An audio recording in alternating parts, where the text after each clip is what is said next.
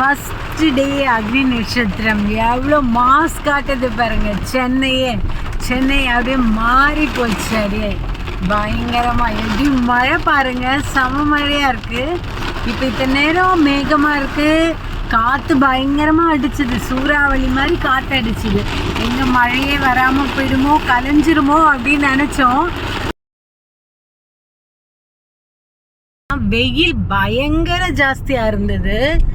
அந்த வெயிலில் நாங்கள் போயிட்டு வரும்போது பார்த்தா அப்படியே இருட்டின்ட்டு பயங்கரமாக மழை வர ஆரம்பிச்சுது. அப்படியே செமையாக மேகம் அப்படியே இருட்டின்னு வந்தது. அப்படியே பாருங்களேன், ரோடே தெரியல, அவ்வளோ புழுதி, காற்று பயங்கர காற்றாக இருக்குது. இந்த காற்று இவ்வளோ அடிச்சதுன்னா மழையே வராது, மழையே மேகங்கள் எல்லாம் கலைச்சி விட்டுடும் அப்படியே. அதனால வராதிங்க பாருங்க, பயமா இருக்கு, செமையா இருக்குங்க, செம காற்று, புழுதி காற்று, செம மழை பெய்யுதுங்க. ரொம்ப ஜாலியா இருக்கு.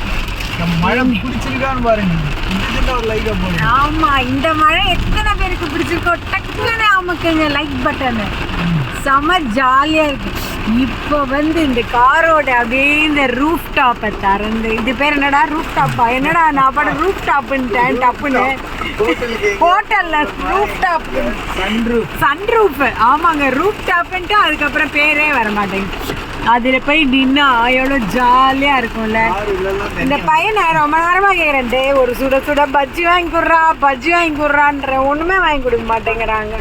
மழை பெய்யும் போது சாப்பிட்டா எவ்வளோ சுகமாக இருக்கும், ஊதி சாப்பிடணும்.